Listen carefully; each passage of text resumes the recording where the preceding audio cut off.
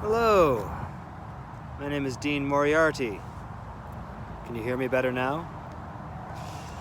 I'm outside in a park, so I have to keep my mask at the ready. We are in Code Red again. Safer at home, but I will be at the park. I will also be cautious. The date today is November the 30th, 2020, year of COVID-19 pandemic, where all of us have been pretty much forced to spend some time inward.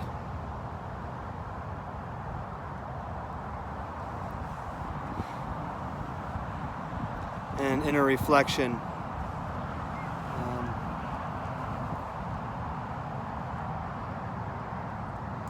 Yeah, not everybody has. A lot of people think that turning inward means turning into their phone and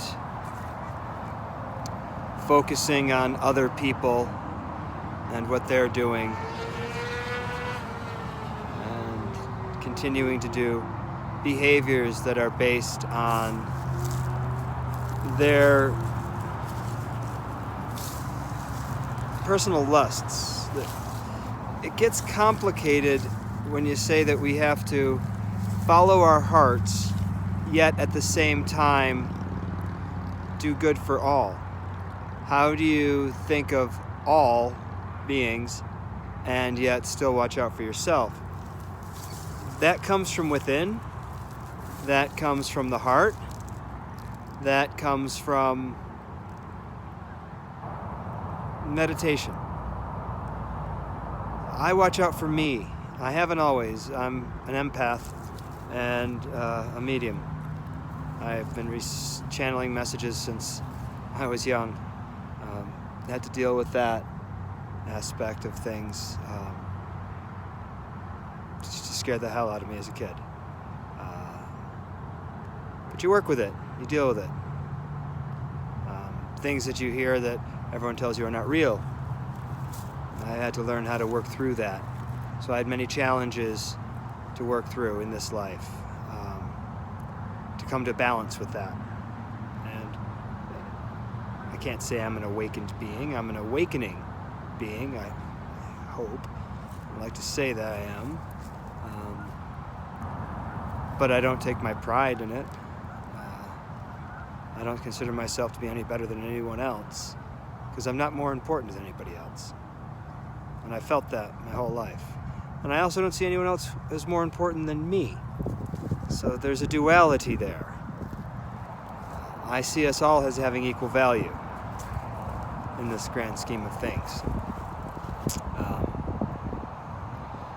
So how do we watch out for our best interests and not act selfishly? Can't. Because looking out for your best interest technically is acting selfishly. But tempering it with doing no harm to others in the same time. And it's not easy. I'm not going to say that tomorrow, if you make the decision to do this, you'll wake up and bam, you've got it. You might. You may also be further along than you think. So how do we do this? Start, meditate. It's no joke. Quiet the mind. When you have to make a decision about something, do it from your heart, not from your mind. And when I say your mind, I mean your egoic mind. And when I say your ego, I mean your prideful mind. Because ego is not the enemy. Ego keeps you alive. Ego can keep you safe in this world. If you're in a bad relationship with someone and you have no ego, well, you'll stay in that bad relationship and you won't watch out for yourself. You'll put their needs ahead of yours. And that's not going to work out well for you. You need to find a way to balance it. And there's no A plus B equals C formula that I can give you. It takes you to do it yourself. Yeah. So I just wanted to make this little video to give that little snippet of info and to let everyone know out there that I'm thinking of you. And I'm thinking of me too. I'm watching out for you. Got masks, multiple.